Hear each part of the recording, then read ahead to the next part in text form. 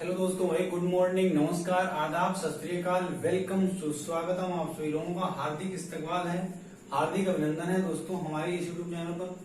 दोस्तों, जैसा कि आप सभी लोगों को पता होगा, हमने इतिहास की श्रृंखला को प्रारंभ किया था और कल हमने पढ़ने और पढ़ाने का जो काम किया था वो अपने भारतीय इतिहास का एक बहुत ही अहम टॉपिक जिसे हम एक पीरियड के नाम से जानते हैं दोस्तों, उसे हम मध्यकालीन भारत के नाम से जानते हैं। और इस मध्यकालीन भारत की अगर बात करें दोस्तों, तो इस मध्यकालीन भारत में हमें बेसिकली दोस्तों इस मध्यकालीन भारत में हमें पढ़ना है लगभग 1000 टाइम पीरियड। दोस्तों, इस मध्यकालीन भारत के अंतर्गत हम लोग पढ़ेंगे लगभग 1000 का जो टाइम पीरियड है, 1000 वर्षों का जो टाइम पीरियड है उसको हम लोग इसमें पढ़ेंगे। और इसमें दोस्तों हम लोग आज इसमें हम लोग आज पढ़ने वाले हैं दोस्तों एक बहुत ही इंपॉर्टेंट टॉपिक जो हमारे एग्जाम में जो हमारे एग्जाम की दृष्टि से और हमारे इवन की पूरे मध्यकालीन भारत का जो सबसे महत्वपूर्ण टॉपिक है जिसे हम मुगल काल के नाम से जानते हैं, उसको आज हम लोग दोस्तों प्रारंभ करने जा रहे हैं। तो दोस्तों, आप सभी लोगों को पता होगा कि हमारे भारत में या हमारे भारत के दिल्ली सल्तनत पर जितने भी वंशज हुए हैं, उन सभी वंशजों में दोस्तों उन सभी साम्राज्यों पर सबसे ज्यादा जो टाइम पीरियड रहा है वो हमारे मुगल काल का रहा है। लगभग 300 साल तक मुगलों ने हमारे भारत पर राज किया है, शासन किया है। दोस्तों, ये बात आप सभी लोगों को अच्छी तरह पता होगी कि मुगलों का टाइम पीरियड हम लोग कब से कब तक मानते हैं दोस्तों। तो हम लोग अगर बात करें इस मुगल साम्राज्य के जो टाइम पीरियड है दोस्तों, इसको हम लोग 1526 ईस्वी से लेकर के दोस्तों 1526 ईस्वी से 1526 ईस्वी से लेकर के 1707 ईस्वी अर्थात औरंगजेब की मृत्यु तक मानते हैं दोस्तों। लेकिन ये जो मुगल काल है दोस्तों, इस मुगल काल को हम लोग अपने बहादुर शाह द्वितीय यानी कि बहादुर शाह जफर की मृत्यु यानी कि 1857 की क्रांति तक का जो टाइम पीरियड है दोस्तों, उस वहां तक, हालांकि वहां तक हम लोग के मुगल साम्राज्य का जो शासन था वहां तक था, लेकिन हम लोग इसको दो पार्ट्स में डिवाइड करके पढ़ेंगे। पहला हम लोग पढ़ेंगे 1526 से 1700 ईस्वी तक का हम लोग पढ़ेंगे। इस पीरियड में दोस्तों इतने पीरियड में हम लोग पढ़ेंगे कि हमारा भारत के केवल और केवल 4 से 5 ऐसे महान शासक हुए हैं, महान बादशाह हमारे मुगल साम्राज्य के हुए हैं, उनके बारे में हम लोग पढ़ेंगे। जैसे अगर हम लोग बात करें तो मुगल साम्राज्य हम लोग सबसे पहले पढ़ेंगे बाबर के बारे में, हुमायूं के बारे में, अकबर के बारे में, जहांगीर के बारे में, शाहजहां और औरंगजेब, इतने बादशाहों के बारे में हम अपने इतने टाइम पीरियड के अंतर्गत पढ़ेंगे। और इसके बाद दोस्तों 1707 के बाद आप सभी लोगों को पता होगा कि औरंगजेब की मृत्यु 1707 ईस्वी में हुई थी। और उसी औरंगजेब की मृत्यु के बाद हमारे भारत में इन मुगलों का पतन जो है प्रारंभ हो गया था। और 1707 ईस्वी के बाद से लेकर के दोस्तों 1857 ईस्वी तक, यानी कि जब तक हमारे भारत में द रिवोल्ट ऑफ 1857 नहीं हो जाती, यानी कि 1857 की क्रांति नहीं हो जाती, तब तक दोस्तों हम लोग पढ़ेंगे मुगलों का पतन। और क्योंकि दोस्तों मुगलों को अंग्रेजों के द्वारा अपना पेंशनर बना लिया गया था और उनके सारे अधिकारों को समाप्त कर दिया गया था। इसी के कारण उस लॉर्ड हडसन के द्वारा उसको पकड़कर रंगून निर्वासित कर दिया गया था। और वहीं रंगून में ही 1862 में यानी कि 1862 ईस्वी में बहादुर शाह अर्थात मुगल साम्राज्य के अंतिम बादशाह की मृत्यु रंगून वर्मा के रंगून में हो गई थी। अब हम लोग अगर बात करें इसमें तो दोस्तों मुगल साम्राज्य को हम लोग अपने भारतीय इतिहास का दूसरा स्वर्णकाल कहते हैं। इस मुगल साम्राज्य को हमारे भारतीय इतिहास का दूसरा स्वर्णकाल कहा जाता है। भारतीय इतिहास का दूसरा स्वर्णकाल माना जाता है दोस्तों। इस मुगल पीरियड को हम लोग अपने भारतीय इतिहास का दूसरा स्वर्णकाल मानते हैं। दोस्तों, दूसरा स्वर्णकाल हम लोग मानते क्यों हैं? तो आप सभी लोगों को पता होगा कि जो 5 से 6 सुल्तान हमारे बादशाह हमारे भारत में हुए थे, इन बादशाहों के द्वारा हमारे भारत की चित्रकला शैली, स्थापत्य कला शैली और साहित्य के क्षेत्र में बहुत बड़ा योगदान था। और इन तीनों क्षेत्रों में इन बादशाहों के द्वारा अधिकांशतः हमारे भारत में इनका बहुत ही अधिक तरीके से दोस्तों विकास प्रारंभ हुआ इसके समय में। अगर इसके उदाहरण की बात करें तो स्थापत्य कला की सबसे पहले हम लोग अगर बात करें तो हमारे भारत में स्थापत्य कला के इस पीरियड के स्थापत्य कला के जो नमूने हैं अधिकांशतः इवन हमारे भारत में नहीं पूरे विश्व में प्रसिद्ध है। हम लोग अगर बात करें तो हमारा जो आगरा का ताजमहल है वो हमारे इस मुगल साम्राज्य के एक सबसे प्रसिद्ध शासक शाहजहां के द्वारा बनवाया गया था। और जो ताजमहल हमारे भारत ही नहीं इवन पूरे विश्व के 7 अजूबों में से एक मानी जाती है।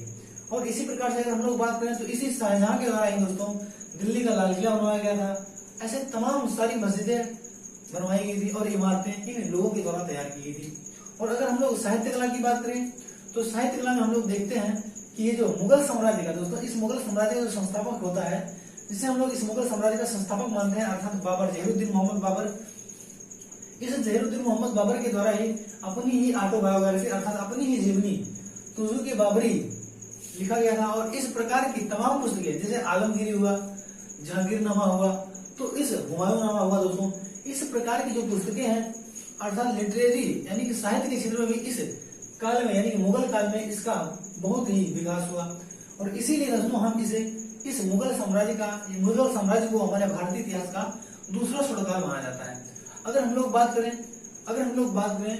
कि दूसरा स्वर्णकाल तो हम लोग मुगल काल को मानते हैं, लेकिन हमारे भारतीय इतिहास का अगर क्वेश्चन आ जाए कि पहला स्वर्णकाल किसे माना जाता है, दोस्तों ऑब्वियस सी बात है, अगर हमारे भारतीय इतिहास का दूसरा स्वर्णकाल ये है तो पहला स्वर्णकाल अवश्य रहा होगा। और उस पहले स्वर्णकाल को दोस्तों हमारे भारतीय इतिहास का जो पहला स्वर्णकाल है वो हम लोग गुप्ता पीरियड को मानते हैं, यानी गुप्त साम्राज्य को। भारतीय इतिहास का दूसरा स्वर्णकाल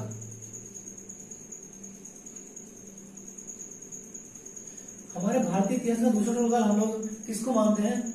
गुप्त साम्राज्य को। गुप्त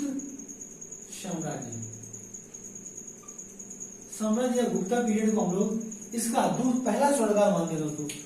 तो इसका पहला स्वर्णकाल दोस्तों, प्रथम स्वर्णकाल, क्योंकि दूसरा स्वर्णकाल तो हमारा ये मुगल है, इसका प्रथम स्वर्णकाल दोस्तों हमारे भारतीय इतिहास का पहला स्वर्णकाल हम लोग गुप्ता पीरियड को मानते हैं।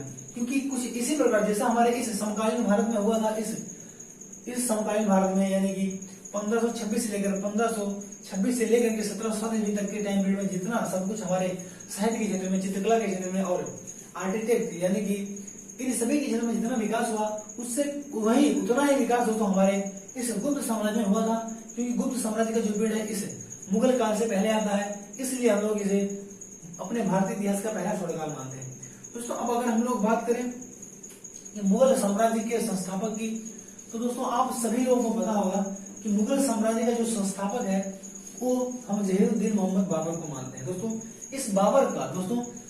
इस मुगल साम्राज्य का संस्थापक बाबर को माना जाता है। और इस बाबर के द्वारा ही इस मुगल साम्राज्य की स्थापना की गई थी।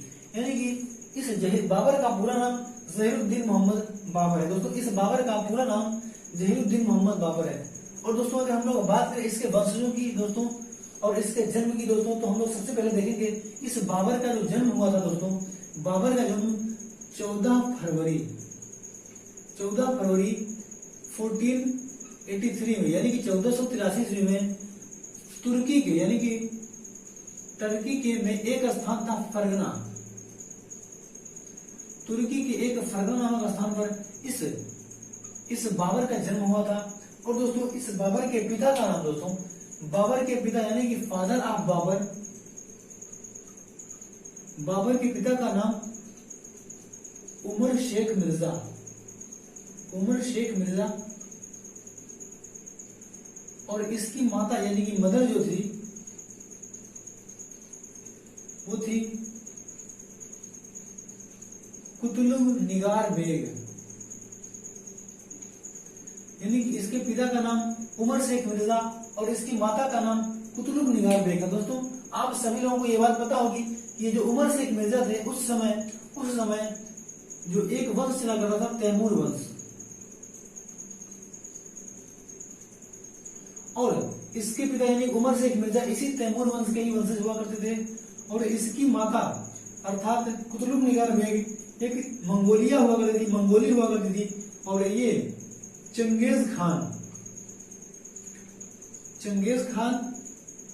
या गंगेज खान की वंशज हुआ करती थी। दोस्तों अगर हम लोग बात करें बाबर की, तो दोस्तों ये जो बाबर था दोस्तों, ये बाबर आपके अगर हम लोग इसके मैटरनल साइड यानी कि माता की तरफ से देखें और इसकी पैटर्नल साइड की तरफ से देखें, तो इस मातृ पक्ष की तरफ से अगर हम लोग देखें तो इस मातृ पक्ष की तरफ से 14वां वंशज था इस कुतुब मीनार बेग का, यानी कि चंगेज खान का 14वां वंशज था। और तैमूर की तरफ से देखें तो तैमूर वंश की तरफ से देखें तो 5th यानी कि 5वां वंशज था। यानी कि दोस्तों आप सभी लोगों को पता होगा कि जो तैमूर था दोस्तों, तैमूर हमारे भारत में सबसे पहले आक्रमण कब किया था? तो दोस्तों तैमूर का जो भारत पर आक्रमण हुआ था 1398 में 1398 ईस्वी में भारत पर आक्रमण किया सबसे पहले। और ये चंगेज खान थे, इस चंगेज खान के वंशजों ने 1221 ईस्वी में सबसे पहले भारत पर आक्रमण किया था दोस्तों। उस समय 1221 ईस्वी में जब दिल्ली पर इल्तुतमिश का शासन हुआ करता था, उसी समय 1221 ईस्वी में इस चंगेज खान के द्वारा भारत पर पहला आक्रमण किया गया था। और दोस्तों अगर आपसे क्वेश्चन ये याद है कि भारत में सबसे पहले आक्रमण यानी कि चंगेज खान का आक्रमण किसके समय में हुआ था? तो इल्तुतमिश के समय में हुआ था। और अगर कब हुआ था? तो 1221 में हुआ था। और अगर यह क्वेश्चन आ जाए आपसे कि चंगेज खान का या मंगोलों का सबसे ज्यादा आक्रमण किसके टाइम पीरियड में हुआ था? तो सबसे ज्यादा मंगोलिय आक्रमण हमारे अलाउद्दीन खिलजी, आप सभी लोगों ने नाम सुना होगा, खिलजी वंश का सबसे प्रसिद्ध शासक और सबसे प्रतापी शासक अलाउद्दीन खिलजी हुआ। और इसी खिलजी वंश अलाउद्दीन खिलजी के टाइम पीरियड में सबसे ज्यादा मंगोलिय आक्रमण हुए थे। तो दोस्तों क्योंकि इस बाबर की रगों में तैमूर और चंगेज खान के वंशजों का खून दौड़ रहा था। इसलिए दोस्तों बाबर, ऑब्वियस सी बात है, जब इसके रगों में तैमूर और चंगेज खान का खून दौड़ रहा था और ये तैमूर और चंगेज थे बहुत पहले से ही हमारे भारत पर आक्रमण किया करते थे या आक्रमण करते चले आ रहे थे, उसी से दोस्तों इसीलिए अब बाबर भी हमारे भारत पर आक्रमण करेगा और हमारे भारत में नींव डालेगा मुगल साम्राज्य की। तो आइए हम लोग देखते हैं कि बाबर किस प्रकार से दोस्तों कहां से दोस्तों ये कब हमारे भारत पर आक्रमण किया, कैसे किया दोस्तों। तो हम लोग सबसे पहले बाबर की स्थिति के बारे में जानेंगे और हम लोग जानेंगे कि बाबर जब 14 यानी कि 1494 ईस्वी में, यानी कि जब मात्र 1494 ईस्वी में बाबर जब केवल 11 वर्ष का था तभी इसके पिता की मृत्यु हो गई।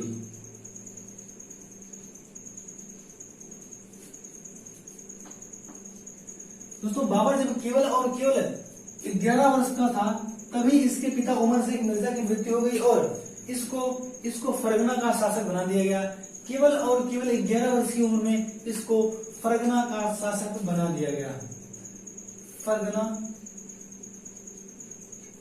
फरगना का शासक, इसे फरगना का शासक बना दिया गया क्योंकि दोस्तों ये जो बाबर था बहुत ही अल्पवयस्क था, बहुत ही कम उम्र का था। इसीलिए इस बात का फायदा यहाँ के प्रांतीय शासकों ने उठाया और बाबर पर आक्रमण किए और इसको हरा दिया दोस्तों। और इसके इस फरगना पर अधिकार कर लिया गया दोस्तों, क्योंकि इस बाबर के वंश सबसे पहले टर्की में ही एक स्थान समरकंद हुआ करती थी, वहां पर रूल किया करते थे। बाबर के जो पूर्वज हुआ करते थे, वंशज हुआ करते थे, तैमूर के वंशज हुआ करते थे दोस्तों, ये लोग सबसे पहले टर्की में ही एक स्थान हुआ करता है समरकंद, वहां पर रूल कर लिया करते थे। क्योंकि दोस्तों अब बाबर को यहाँ पर स्टेबिलिटी नहीं मिल पाई और इसी साल दोस्तों 1494 में बाबर अब टर्की के समरकंद पर आक्रमण करेगा और उस पर अधिकार कर लेगा। यानी कि 1494 ईस्वी में बाबर समरकंद पर अधिकार करेगा।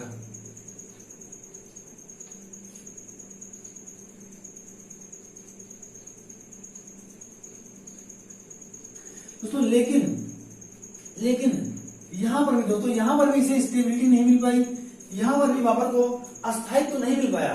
क्योंकि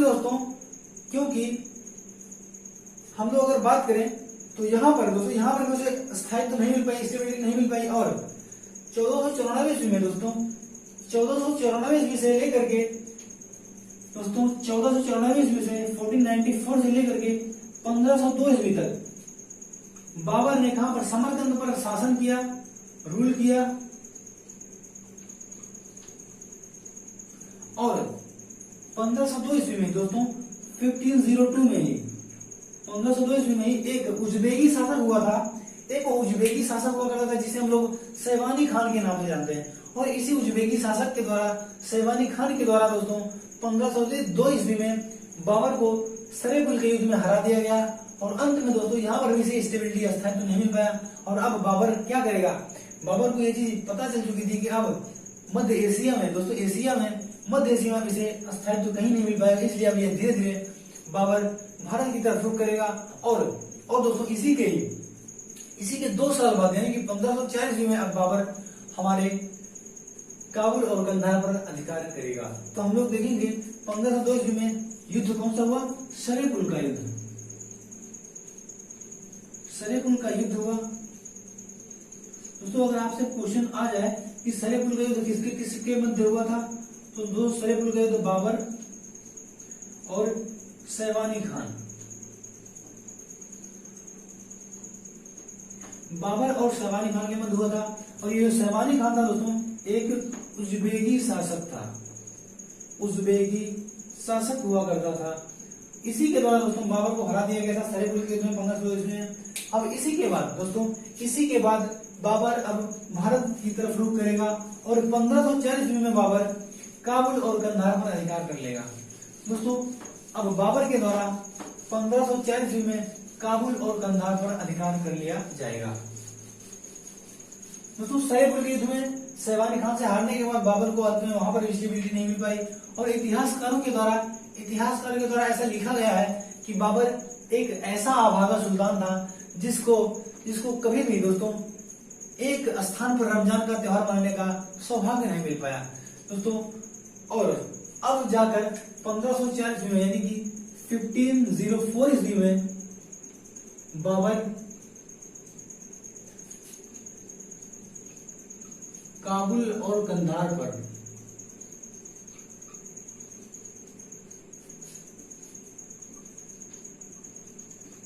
अधिकार किया।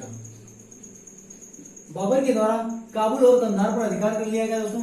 और इसी काबुल को ही उसने अपनी कैपिटल बनाई। बाबर के द्वारा इस काबुल को ही अपनी कैपिटल यानी कि अपनी राजधानी बनाकर वहां पर शासन करना प्रारंभ किया। किसने, बाबर के द्वारा दोस्तों। और क्योंकि आप सभी लोगों को पता होगा कि बाबर केवल काबुल और कंधार पर आक्रमण कर चुका था। और अब जो हमारे भारत की सीमा थी दोस्तों वो डायरेक्टली यानी कि डायरेक्ट रूप से दोस्तों प्रत्यक्ष रूप से इस काबुल और कंधार से लग रही थी। अर्थात बाबर की जो सीमा थी वो हमारे भारतीय सीमाओं से टच होने लगी थी। तो इसी के बाद दोस्तों कुछ समय यानी कि 1507 ईस्वी तक यानी कि 3 साल के बाद शासन करने के बाद दोस्तों 1507 में यानी कि 1507 ईस्वी में बाबर बादशाह और बादशाह की उपाधि धारण की।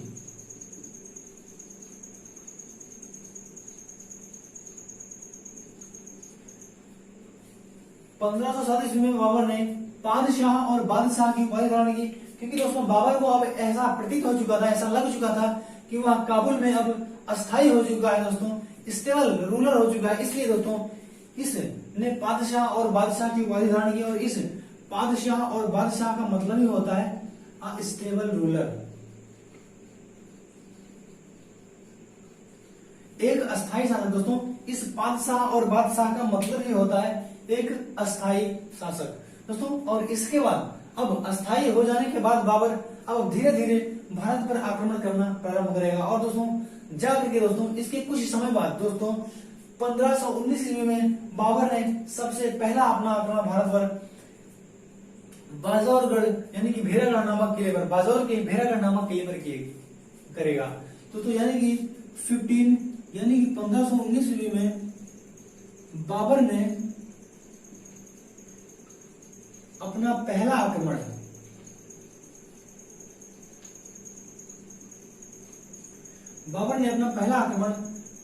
जो कि भारत में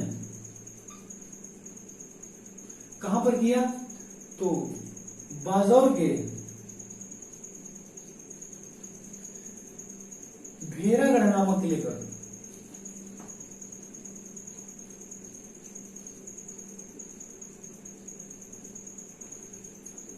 सबसे पहला आक्रमण बाजौर के भेरागढ़ नामक किले पर किया गया, किसके द्वारा? बाबर के द्वारा। और दोस्तों इस आक्रमण के बाद दोस्तों बाबर ने इस आक्रमण की घटना बाबर ने अपने ही ऑटोबायोग्राफी तुजू के बाबरी में लिखा है दोस्तों कि जब बाबर इस भेरागढ़ नामक किले पर आक्रमण किया था तो सबसे पहले बाबर के द्वारा बारूदें और तोपे और बारूदों का इस्तेमाल किया गया था।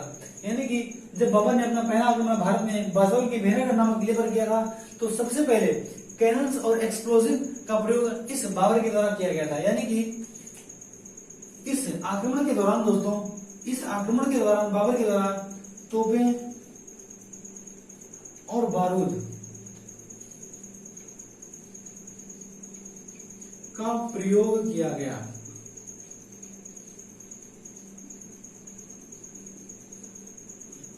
अगर हम लोग बात करें तो हमारे एग्जाम में कभी कभी यहां से क्वेश्चन आ जाता है कि भारत में सबसे पहले तोपें लाने का श्रेय किसको जाता है दोस्तों? तो भारत में सबसे पहले तोपें लाने का श्रेय किसको है? तो हमारे बाबर के द्वारा भारत में सबसे पहले तोपों को लाया गया था।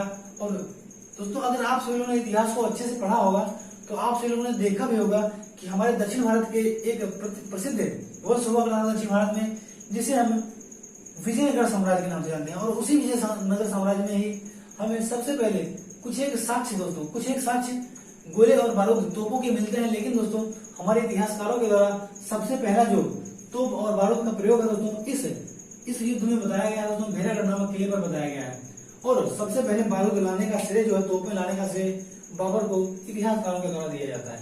तो दोस्तों अब हम लोग बात करें तो बाबर ने सबसे पहले तोपें लाने का श्रेय दोस्तों हमारे बाबर को जाता है। और उस समय दोस्तों इस समय हमारे भारत में क्या चल रहा था दोस्तों? तो इस समय हमारे भारत में दिल्ली सल्तनत, आप सभी लोगों को पता होगा कि इस समय हमारे भारत में दिल्ली सल्तनत चल रही थी। और इस दिल्ली सल्तनत का एक शासक हुआ करता था जिसे हम लोग इब्राहिम लोदी के नाम से जानते हैं। इब्राहिम लोदी, जो कि इस लोदी वंश का अंतिम शासक माना जाता है या अंतिम सुल्तान माना जाता है। और इसे ही हम लोग दिल्ली सल्तनत का अंतिम सुल्तान भी कहते हैं। दोस्तों इस इब्राहिम लोदी का ही पिता हुआ करता था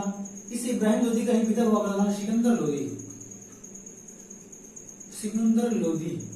और दोस्तों इसी सिकंदर लोदी के द्वारा एक शहर की स्थापना की गई थी 1504 ईस्वी में, आगरा नामक शहर की स्थापना की गई थी। और इसी आगरा को ही इनके द्वारा यानी कि लोदियों के द्वारा अपनी कैपिटल यानी कि राजधानी बनाया गया था। क्योंकि आप सभी लोगों को पता होगा कि 21 अप्रैल 1526 ईस्वी को बाबर पानीपत के प्रथम युद्ध में इब्राहिम लोदी को हराकर उसकी हत्या करेगा और नींव डालेगा भारत में मुगल साम्राज्य की। दोस्तों क्योंकि ये दिल्ली सल्तनत थी, इसमें लोदियों की जो कैपिटल हुआ करती थी आगरा हुआ करती थी। और इसीलिए इन मुगलों की जो पहली राजधानी बनेगी वो हमारी बनेगी आगरा। क्योंकि दोस्तों कभी कभी आपसे क्वेश्चन ये भी आ जाता है कि मुगलों की सबसे पहली राजधानी क्या थी? तो मुगलों की सबसे पहली राजधानी हम लोग बोलेंगे आगरा थी दोस्तों। और दोस्तों इसी इब्राहिम लोदी के ही दो संबंधी हुआ करते थे। सबसे पहला नाम हम लोग अगर बात करें तो दौलत खान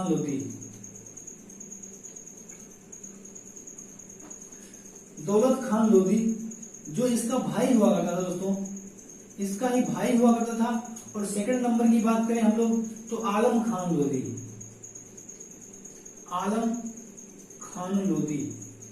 और दोस्तों ये जो आलम खान लोदी था ये इसका चाचा हुआ करता था, इस इब्राहिम लोदी का ही चाचा हुआ करता था आलम खान लोदी, अर्थात सिकंदर लोदी का भाई हुआ करता था आलम खान लोदी। और इस इब्राहिम लोदी के दौरान इस दौलत खान लोदी को पंजाब का सूबेदार बनाया गया था और इस आलम खान लोदी को दिल्ली का सूबेदार बनाया गया था दोस्तों। क्योंकि दोस्तों आप सभी लोगों को ये बात अच्छी तरह पता होगी कि हमारे भारत में जो विदेशी आक्रमण हुए थे, सबसे पहला विदेशी आक्रमण हुआ था या और भी विदेशी आक्रमण हुए थे हमारे भारत में, तो उन विदेशी आक्रमण हमारे भारत में होने के केवल और केवल एक ही मार्ग हुआ करते थे। वो मार्ग कौन सा था दोस्तों? तो वो मार्ग था हमारे भारत के पंजाब और सिंध के प्रांत से ही दोस्तों वो हमारे भारत में हमेशा विदेशी आक्रमण हुए हैं दोस्तों। और यही से दोस्तों, क्योंकि ये जो पंजाब था दोस्तों, इस पंजाब से दोस्तों, इस पंजाब का जो प्रांत था, इस पंजाब का प्रांत का जो सूबेदार था वो आपका दौलत खान लोधी था दोस्तों। और जितनी भी बाबर के द्वारा जो भी सूचनाएं होंगी सबसे पहले किसके पास जाएंगी? इस दौलत खान लोधी के पास जाएंगी, और उसके बाद दिल्ली जाएंगी आलम खान लोधी के पास, और पुनः यहाँ से दोस्तों उसके बाद तीसरे नंबर पर जाएंगी आगरा, यानी कि दिल्ली के सुल्तान के पास, यानी कि इब्राहिम लोधी के पास। तो दोस्तों क्योंकि दोस्तों ये इब्राहिम लोधी बहुत ही अत्याचारी शासक हुआ करता था, बहुत ही निर्दयी शासक हुआ करता था। इसके राज से सब लोग दुखी होकर वहां की दिल्ली की जनता, आलम खान लोधी, दौलत खान लोधी, ये सभी इसकी शासन से दुखी थे। और इसीलिए दोस्तों इन लोगों ने इन दौलत खान लोधी के द्वारा बाबर को भारत के दिल्ली पर आक्रमण करने का निमंत्रण दिया गया। दोस्तों अगर आपसे क्वेश्चन पूछ लिया जाए कि भारत पर आक्रमण करने के लिए निमंत्रण बाबर को किसके द्वारा दिया गया था, तो दौलत खान लोधी के द्वारा दिया गया था। और अगर दौलत खान लोधी भी ऑप्शन ना हो तो दोस्तों आलम खान लोधी आपको मिल ही जाएगा दोस्तों। तो ये हमारे उस समय बाबर के आमंत्रण का जो जिम्मेदार था वो हम लोग दौलत खान लोधी को मानेंगे। और उसी समय हमारे भारत में एक और वंश चला करता था जिसे हम लोग जानेंगे, मेवाड़ का ही एक राजपूत वंश हुआ करता था दोस्तों, उसके बारे में कुछ एक बातें जानेंगे। तो दोस्तों मेवाड़ में ही एक वंश हुआ करता था। मेवाड़ उस समय हमारे भारत के राजस्थान में मेवाड़ वंश चलता था दोस्तों। मेवाड़ में ही एक राजपूत वंश हुआ करता था, और इसी वंश का ही एक सबसे प्रतापी शासक जिसे हम लोग राणा सांगा के नाम से जानते हैं। और इसी राणा सांगा का ही दूसरा नाम दोस्तों हम लोग देखें तो महाराणा संग्राम सिंह। इसका दूसरा नाम संग्राम सिंह के नाम से भी फेमस है इतिहास में दोस्तों। और क्योंकि इस राणा संग्राम सिंह और इस इब्राहिम लोधी, इन दोनों की आपस में बनती नहीं थी, और इन दोनों की आपस में पहले भी युद्ध हो चुका था दोस्तों। और इस 1517 ईस्वी में दोस्तों 1517 ईस्वी में एक घटौली का युद्ध दोस्तों, घटौली का युद्ध। इस युद्ध में संग्राम सिंह यानी कि राणा सांगा ने, इस युद्ध में राणा सांगा के द्वारा इब्राहिम लोधी को बुरी तरह से हराया गया था। इब्राहिम लोधी, इस इब्राहिम लोधी को बहुत बुरी तरह से हराया गया था इस घटौली के युद्ध में राणा सांगा के द्वारा। इसीलिए राणा सांगा भी इब्राहिम लोधी का पुरजोर विरोधी था। और इसने भी दोस्तों, इस राणा सांगा ने भी बाबर के पास संदेशा भिजवाया कि आप आइए और दिल्ली पर आक्रमण कीजिए, जहां तक हो सकेगी हम आपकी सैन्य सहायता अवश्य देंगे। दोस्तों इसी बात से बाबर के मन में एक बात उठी, और उसने सोचा, बाबर के द्वारा ये सोचा गया कि दोस्तों जब इतने निमंत्रण हमें मिल ही रहे हैं दोस्तों इस दौलत खान लोधी, आलम खान लोधी के द्वारा, और उधर दूसरी तरफ ये जो महाराणा संग्राम सिंह है उसके पास दोस्तों उसकी सैन्य सुरक्षा हमें मिल ही रही है दोस्तों, तो क्यों ना एक बार अपनी किस्मत दिल्ली साम्राज्य पर आजमाई जाए। और दोस्तों यहीं से ही हमारे भारत पर, हमारे दिल्ली साम्राज्य पर दोस्तों अब 1526 ईस्वी में स्थापना होगी एक मुगल साम्राज्य की दोस्तों। तो हम लोग देखेंगे पानीपत के प्रथम युद्ध के बारे में। यहाँ दोस्तों पानीपत का प्रथम युद्ध आप सभी लोगों को पता होगा कि 21 अप्रैल 1526 ईस्वी में दोस्तों पानीपत में हुआ था। दोस्तों पानीपत में ही हम लोग अगर बात करें तो पानीपत के प्रथम युद्ध की, पानीपत का प्रथम युद्ध, अगर इसके समय की बात करें दोस्तों तो हम लोग देखेंगे 21 अप्रैल 1526 ईस्वी में पानीपत का प्रथम युद्ध हुआ था दोस्तों। और ये युद्ध किनके मध्य हुआ था? तो ये युद्ध हुआ था इब्राहिम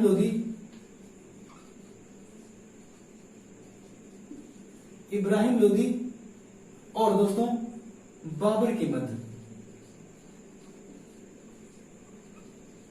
और इस युद्ध में बाबर की केवल और केवल 20,000 सैनिक, इस युद्ध में बाबर की केवल और केवल 20,000 सैनिकों ने इस इब्राहिम लोदी की लगभग 2.5 से 3 लाख सैनिकों का संहार किया। और इस युद्ध में दोस्तों बाबर ने इब्राहिम लोदी को बुरी तरह से हराया और भारत में मुगल साम्राज्य की नींव मजबूत की। दोस्तों इस युद्ध को जीतने का सबसे अहम कारण था दोस्तों इस बाबर की सैन्य कुशलता और इसकी रणनीति। तो दोस्तों आइए हम लोग समझते हैं इस बाबर ने इस युद्ध में कौन सी रणनीति अपनाई थी और किस प्रकार से बाबर के द्वारा इस युद्ध की रणनीति अपनाई गई थी और किस प्रकार से युद्ध लड़ा गया था। दोस्तों आप सभी लोगों को पता होगा ये जो पानीपत है दोस्तों, ये पानीपत हमारे वर्तमान के हरियाणा में स्थित है। और ये जो पानीपत है हरियाणा में स्थित है और ये किस नदी के किनारे स्थित है दोस्तों, तो यमुना नदी। आप सभी लोगों को पता है कि जो पानीपत है वो हमारे हरियाणा में यानी कि हरियाणा में स्थित है और ये पानीपत यमुना नदी के किनारे स्थित है दोस्तों। इब्राहिम लोदी के द्वारा बाबर की सेनाएं जब एक दूसरे के आमने सामने पानीपत के युद्ध में हुई दोस्तों, पानीपत के मैदान में हुई, तो बाबर की रणनीति क्या थी हम लोग उसको समझने की प्रयास करेंगे दोस्तों। आप सभी लोगों को पता होगा कि ये इस प्रकार से दोस्तों यमुना नदी हमारे दोस्तों इस प्रकार से ये जो यमुना नदी है, यमुना नदी हमारे इस पानीपत में थी और बाबर के द्वारा उसने एक रणनीति अपनाई गई और इस रणनीति में बाबर ने कुछ इस प्रकार से खाई का निर्माण करवाया, जिसका मुख तो चौड़ा था लेकिन इसका जो पिछला हिस्सा था दोस्तों आप सभी लोग देख रहे होंगे संकरा था दोस्तों। और इसी में बाबर के द्वारा अपने सैनिकों को रख दिया गया दोस्तों, समाहित कर दिया गया। क्योंकि दोस्तों बाबर के जो सैनिक थे वो दोनों तरफ से आप सभी लोग देख रहे होंगे, ये जो बाबर के सैनिक हैं ये दोनों तरफ से प्रोटेक्ट हो चुके थे। एक तरफ से यमुना नदी और दूसरी तरफ से बाबर ने खाई का निर्माण करवा दिया था। इसी से दोस्तों बाबर के सैनिक दोनों तरफ से प्रोटेक्ट थे। और सबसे बड़ा काम क्या किया गया दोस्तों, सबसे बड़ा काम यहाँ पर बाबर के द्वारा कुछ तोपें रखवा दी गई दोस्तों। क्योंकि आप सभी लोगों को पता होगा बाबर ने सबसे पहले तोपों का निर्माण भारत में किया था, या भारत में तोपें लाने का श्रेय बाबर को ही जाता है दोस्तों। और इसके जो प्रसिद्ध तोपची हुआ करते थे दोस्तों, इसके दो प्रसिद्ध तोपची दोस्तों, इन जो तोपची हुआ करते थे इस युद्ध में जीतने का इनका बहुत अहम योगदान है। इसके दो तोपची थे, सबसे पहले तोपची था उस्ताद अली दोस्तों, उस्ताद अली। और अगर हम लोग दूसरे नंबर की बात करें तो मुस्तफा खान। आप सभी लोगों से कभी कभी क्वेश्चन पूछ लिया जाता है कि बाबर के तोपची हुआ करते थे उनका क्या नाम है, तो उस्ताद अली और मुस्तफा खान ये बाबर के दो प्रसिद्ध तोपची हुआ करते थे।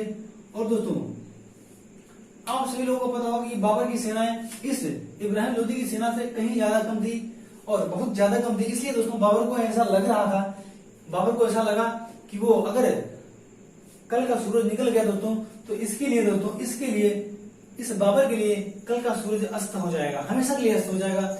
इसलिए बाबर के द्वारा इन उस्ताद अली और मुस्तफा खान को ये आदेश दे दिया गया दोस्तों रात में ही जब बाबर और इब्राहिम लोदी की दोनों की सेनाएं अपने अपने खेमों में सो रही थी, तभी दोस्तों रात में ही इस बाबर के द्वारा उस्ताद अली और मुस्तफा खान को यह आदेश दे दिया गया कि तोपें और बारूदों की बमबारी उन इब्राहिम लोदी के सैनिकों पर कर दी जाए।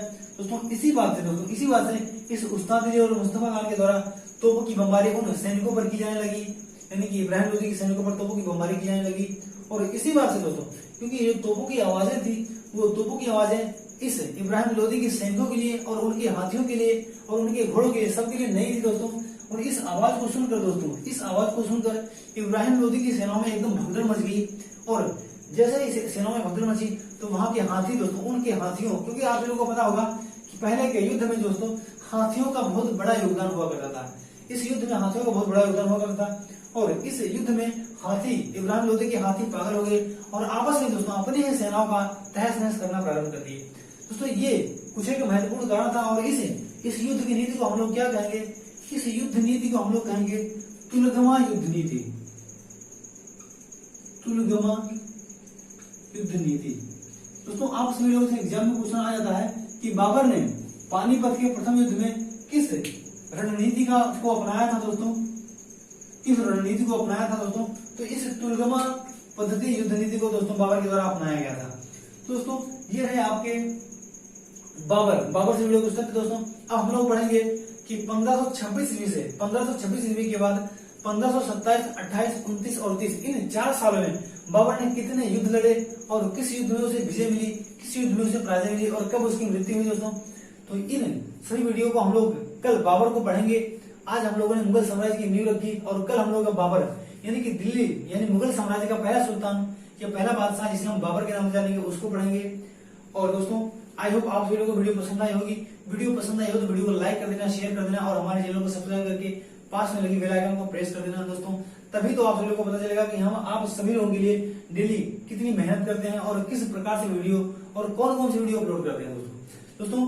वीडियो देखने के लिए आपका बहुत बहुत धन्यवाद। आपका दिन शुभ हो।